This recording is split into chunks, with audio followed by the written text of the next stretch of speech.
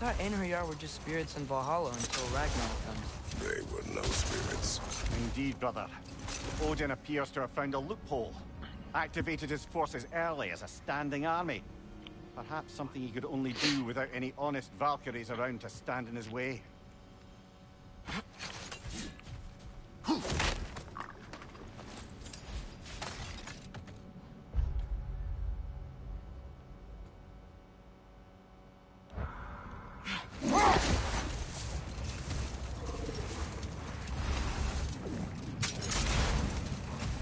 As I recall, I was about to relate the story of the Heath Witches, who overthrew a government using only deceptive prophecies. They picked an influential Thane, an otherwise loyal man, and fed him a story of his own ascension to king. They dressed it up in enough details they knew would come to pass, so when they did, the Thane took it as confirmation. Next thing you know, he's helping matters along. He murders his king, sleeping under his own roof. Murders many he once called friends, too, thinking them fated to oppose him. Then, for a finishing touch, the witches revisit Usurper. With just a few details structured ever so misleadingly, they convinced the fool he was invulnerable to all threats. Physical or magical. Aye, but 'twas not so for him. All turned into a rather magnificent bloodbath as they go. The Thane ends up without his head and a name so cursed, none dare speak it. All thanks to a subtly deceptive prophecy. You've really got to write these stories down one day, Mimir. Well, I try. Jaw tends to get sore, but thank you, lad.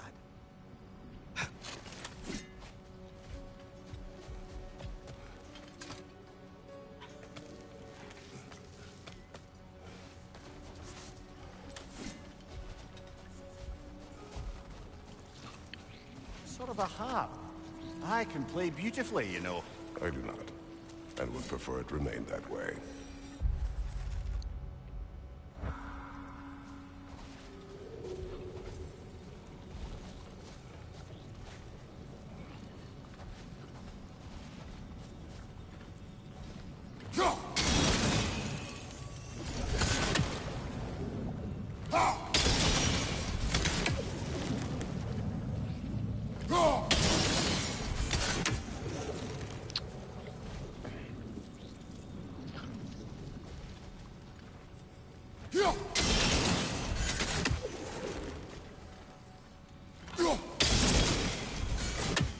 Hello den går der sgu da af.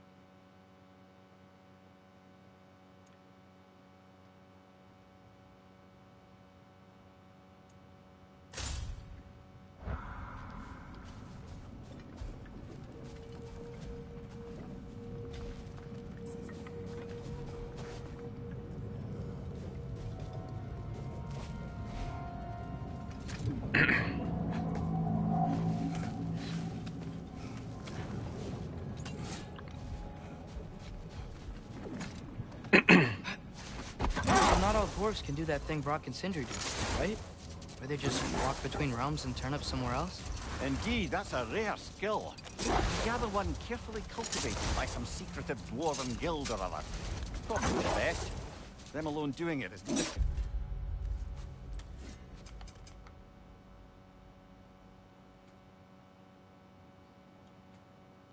Certainly enough.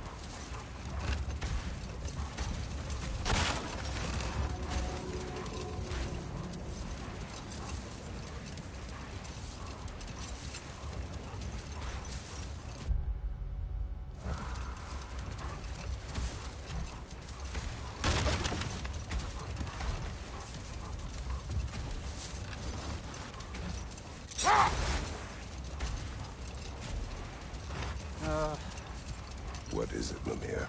That's nothing, brother.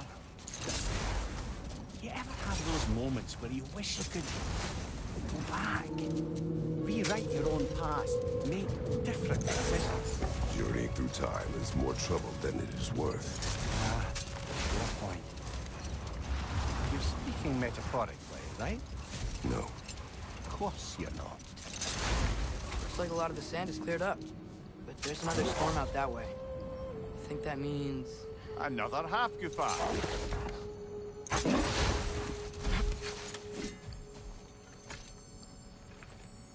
The chisel will not open this. Did the lighthouse put this lock here? Why would they care what happens in the Barrens? A fair question. But until we find the right key, that poor half-Gufa will have to continue its solo act.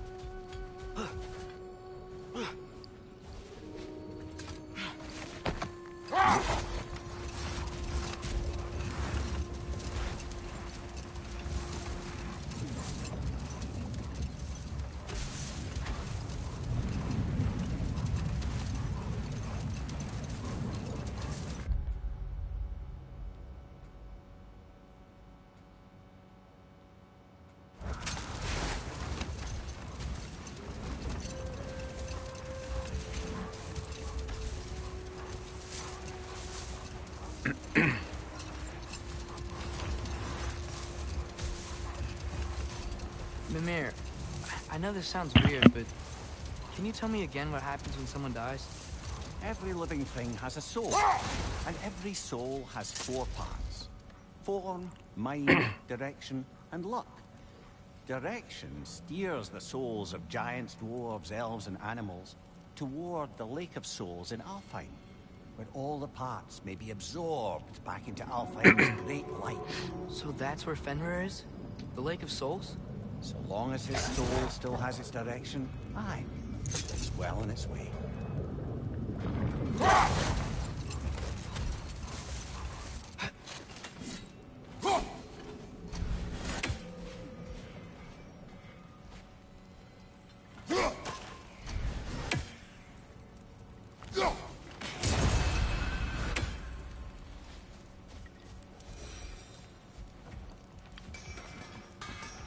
You collected Kvasir's stories? Give them here.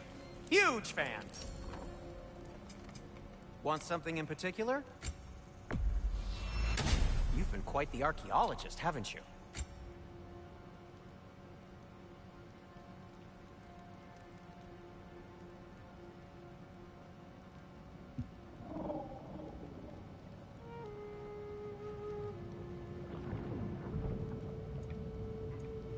And Atreus?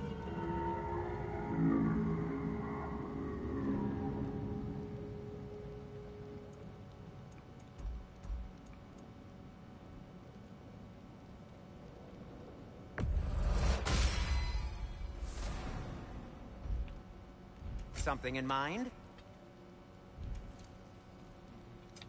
Whatever you need, I'll create.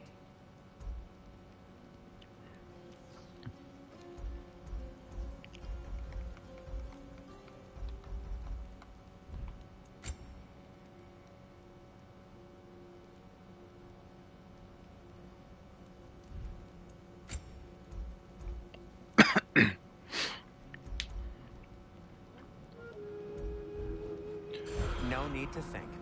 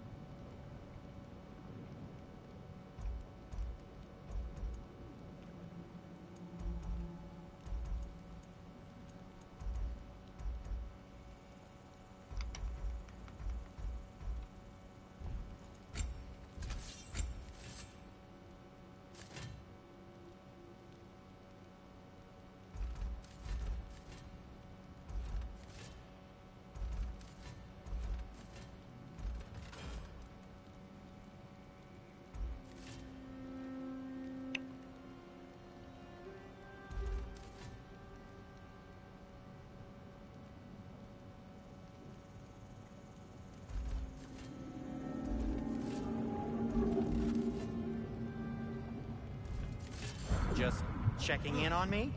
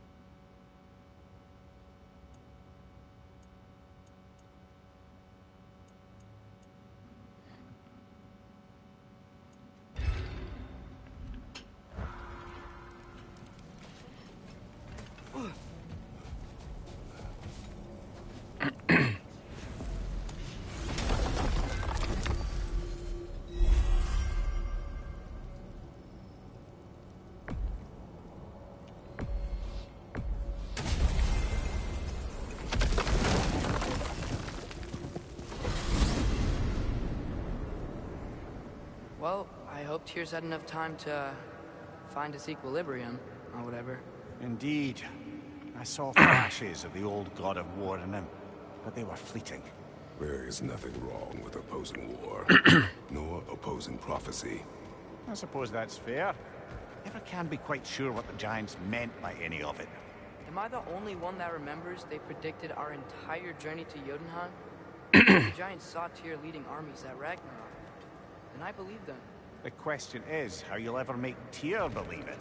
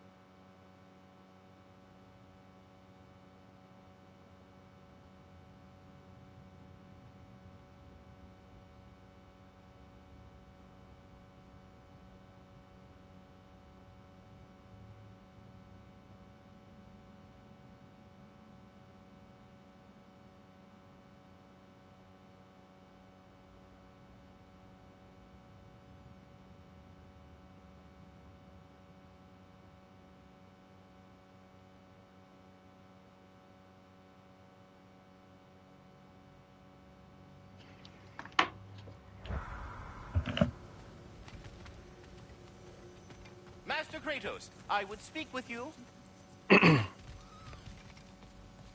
Speak. If you are ever in need of my services and I am not present, I have installed these handy chimes for you to notify me. Simply throw your axe and strike the chimes, and I will attend to your needs. Would you care to take a practice throw? A magnificent throw, Master Kratos. Truly a seasoned pro. Very well. You know how to reach me now. All that said, I'm happy to discuss anything else on your mind. I have a question. Splendid! I delight in offering my tutelage to the inquisitive. Over the ledge, by the gateway over there. I noticed these dragons.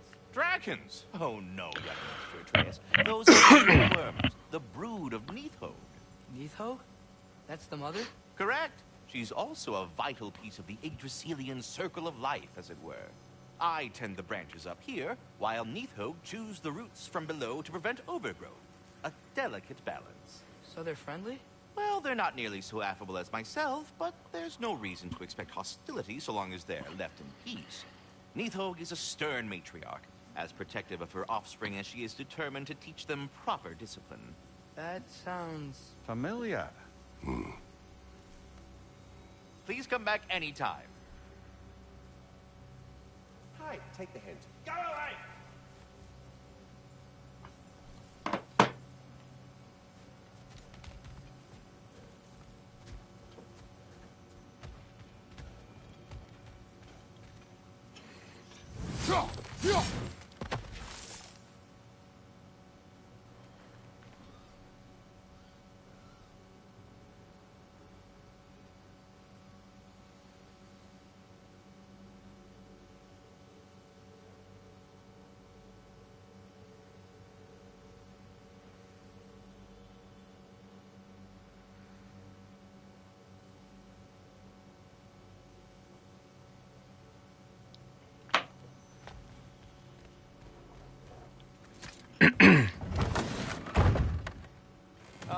Glad to see you back, young one. Come help me, won't you? Oh, sure. We can eat whenever you like, Kratos. The stew will only improve with time. Glad you're in a better mood. Yes. I was a little overwhelmed before. Forgive me. It's funny. Nothing seems to settle my mind quite like cooking. Being locked up for so long, you forget how much joy lives in the little things. You know what he's putting in that so-called stew of his, don't you? Vegetables. Fucking vegetables! From out of the dirt! That just ain't right. This vision of me in your mind, where I'm as good as Odin is evil, the truth is always more complicated. To imagine it simple is dangerous.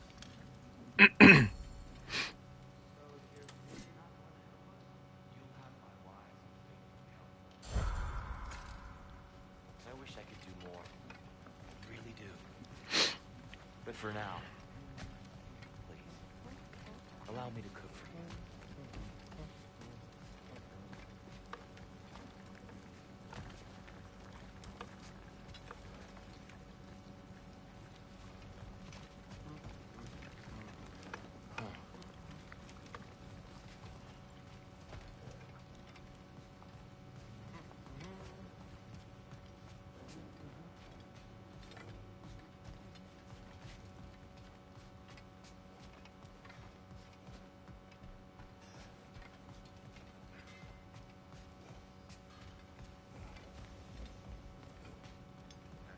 Please don't break anything in there.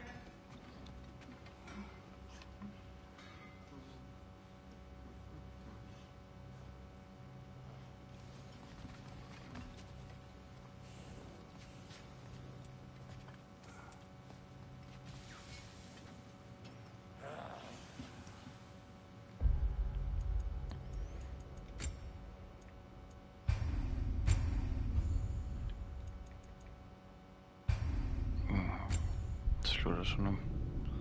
Giver ikke mening for mig at fortsætte.